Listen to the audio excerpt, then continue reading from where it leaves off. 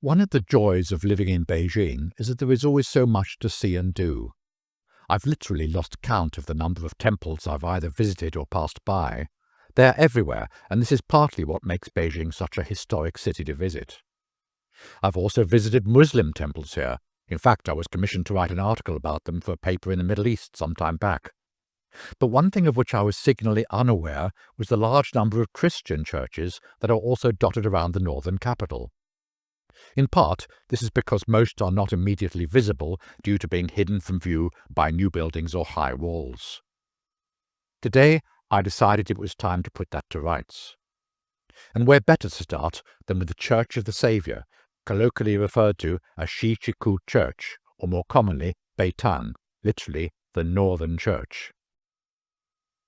Beitang is a historic Catholic church in the Xicheng District of Beijing, and of all the cathedrals and churches located in the city, it is apparently one of the most ornate.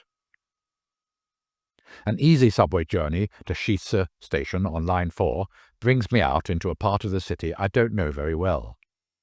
According to Google Maps, the church should be less than 10 minutes walk away going in a straight line due east. But the road quickly comes to a T-junction, and I have to choose to go left or right. I choose left, a bad choice as it turns out. Little does your favourite podcaster know that the only way into this place is through its southern gate.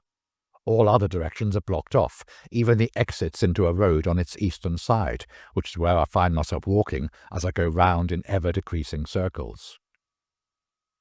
I'm so near it I could reach out and touch it, but the southern exit of this side road has also been blocked, and I find I now have to walk 15 minutes all the way back to the top of the road, turn left again, turn left once more, and again left up a little side street, and finally reach its southern entrance, all of 15 metres away from where I was standing. Beitang is one of 17 Catholic churches in Beijing. 8 are in the downtown area, and the remaining 9 cathedrals are in the suburbs. Although it's Catholic, this is of course the patriotic Catholic Church of China, not to be confused with the Roman Catholic Church, which is still banned because of the Vatican's diplomatic recognition of Taiwan. The church was originally established by Jesuits in 1703 near the former Beijing Library on land bestowed by Emperor Kangxi, following his recovery from illness thanks to the medical expertise of 2 of the missionaries. In 1887 it was moved and rebuilt at its current location, following a request from Emperor Guangxu, who wanted the original space near the Forbidden City to create a park. The grey marble facade was built in 1890 by the French mission, and there used also to be a number of schools, orphanages, and hospitals. The cathedral's present cast-iron Gothic architectural style and grey marble facade was built in 1890, under the direction of Bishop Favier, who designed it. But in 1900, the cathedral compound, filled with fleeing converts, was besieged during the Boxer Rebellion by an estimated 10,000 Boxers from the 14th of June until the 16th of August. Favier estimated that between 15,000 and 20,000 members of his flock were killed, and that 3/4 of the chapels were destroyed. During the siege, more than 3,900 people sought sanctuary within the stone walls of the church, which was defended by only 41 French and Italian Marines, led by 2 French officers. The siege was finally lifted by the arrival of the Japanese military. The church now stands in spacious grounds, surrounded by pine and oak trees, and has 2 Chinese pavilions immediately in front of it. Following the Cultural Revolution from 1966 to 76, the Patriotic Church reoccupied the building and the church was restored in 1985. You can tell straight away you're in a Catholic place of worship, as there are notices up everywhere extolling the finer points of the religion. I venture inside through a side door on the west wall and find myself in what could easily pass for a church in Europe.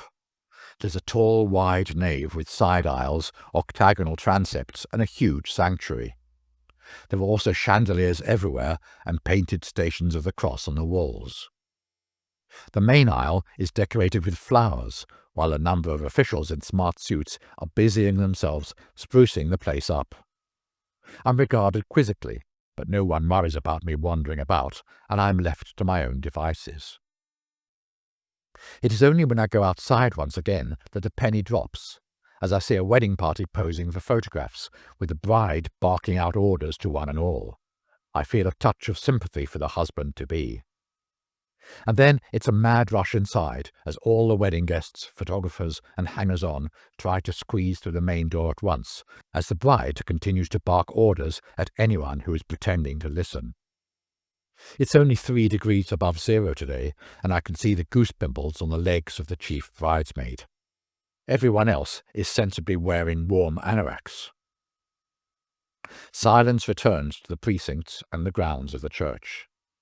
Finally, a couple of its permanent residents, 2 cute pussycats, are allowed once more to get a little bit of shut-eye before the next wedding party arrives.